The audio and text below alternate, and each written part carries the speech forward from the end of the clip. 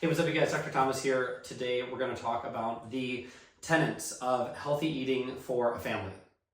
So you guys live in the same world that I do, and we've all seen what's happened over the last 20, 30, 40 years to the nutrition of the average American. We've seen obesity rates skyrocket. We've seen the amount of processed foods and excessive sugars that people eat go through the roof.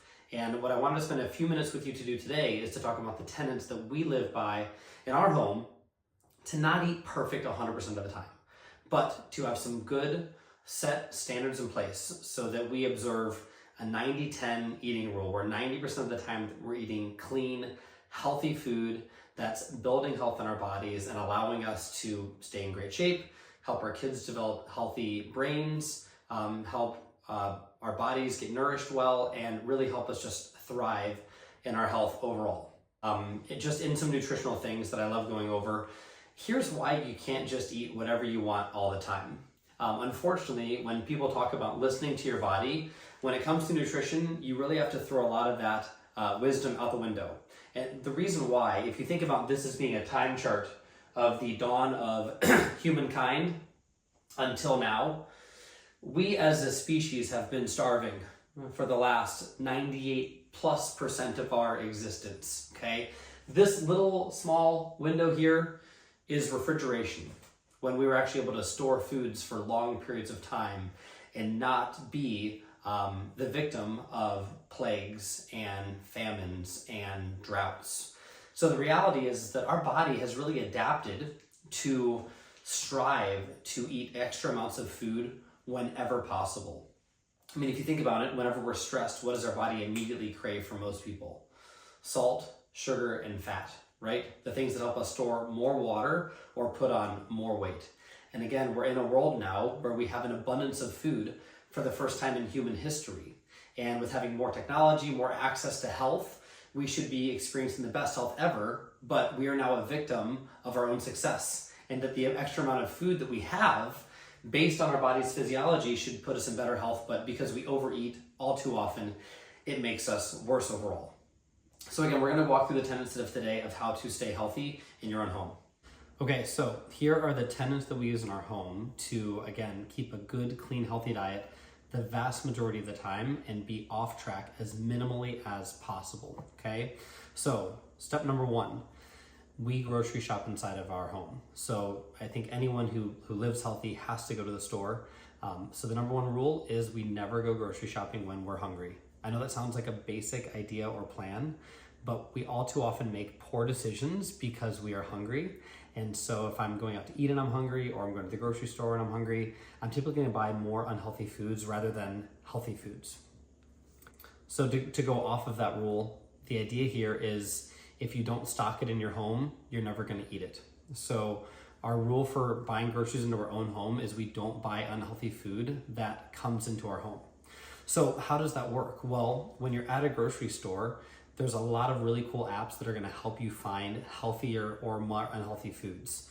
You can use the Yuka app or the Think Dirty app, and both of those help you scan foods and they help you find healthy versus bad nutrient quality foods. So if foods have hidden sugars or high amounts of artificial sweeteners or artificial foods in them, it's going to light up on the app and it's going to tell you when things are good versus when things are bad. Once you get used to the concept of shopping in a store, once you get used to reading food labels, it starts to become easier and easier.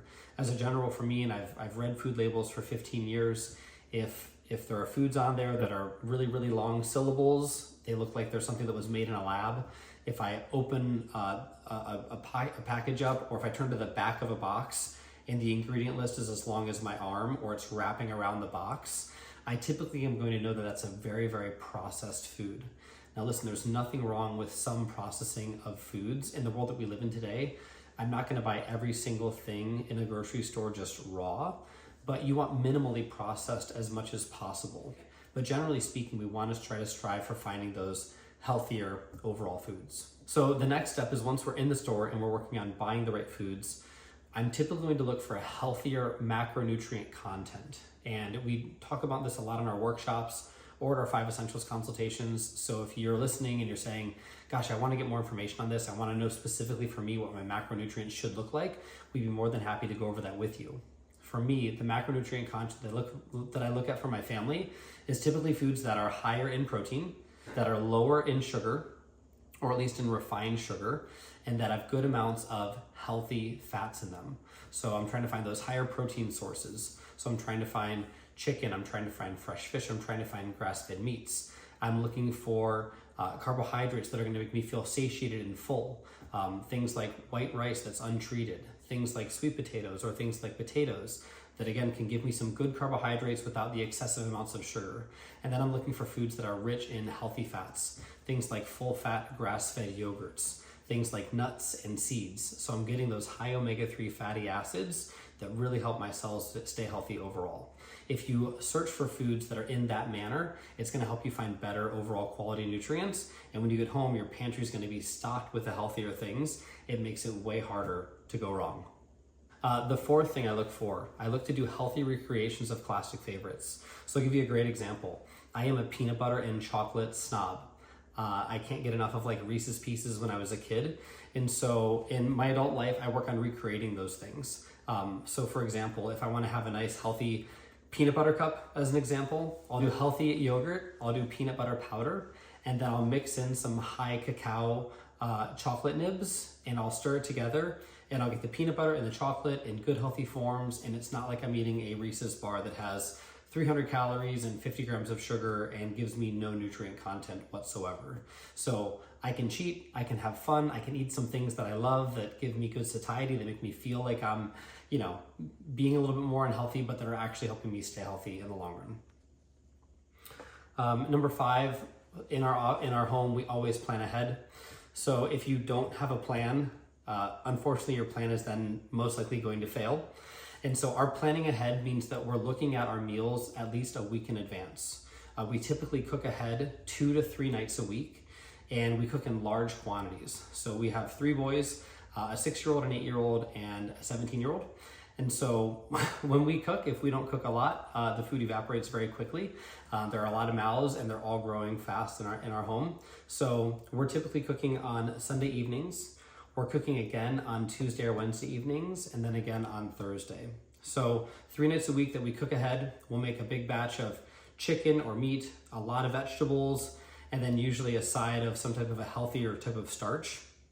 And what we can do then is for the next few days, for our lunches and for our dinners, we can go back into our fridge, we can reheat our meals, and we have great healthy foods where we don't have to spend an hour or 2 cooking just to get a healthy dish. This takes some time in preparation, but if you do it properly, it's gonna save you anywhere from 3 to 5 hours a week in prep time, just by making larger quantity volumes of food so that you're prepped ahead for the rest of the week. So the last thing is you can change what you're eating based on what your goals are. So let's say, for an example, that I want to work on putting on more lean muscle mass. I'm gonna then work on upping my protein anywhere from 30 to 40 grams a day. So let's say normally I eat 150 grams of protein a day to maintain my current size. If I'm working out and I'm exercising more and I wanna put on lean muscle mass, I'll up my protein 30 to 40 grams a day. On the same side of the coin, if I wanna work on lowering my body fat more. So let's say I had an unhealthy month, I'm not where I wanna be, and I wanna lower my body fat, I'm gonna lower my intake of carbohydrates and or fats to get to a level that I'm at a caloric deficit so I can start burning more fuel out of my body and get to my desired or achievable health goals. No matter what you choose, as long as you're doing high quality nutrients with healthy forms of protein, you're not eating with bunches of inflammation, and so it's way easier to keep your body healthier overall. And then you can up or down regulate the foods you eat based on what your goals are. We've got a lot more talks coming up inside of our office, so I hope you guys join us for those. If you guys have more questions on how to implement these lifestyle changes into your daily life, I'd encourage you to ask a team member, get scheduled for a 5 Essentials consultation, where we can sit down with you, go through your specific health goals, and help you work towards achieving those. Have a great day, guys.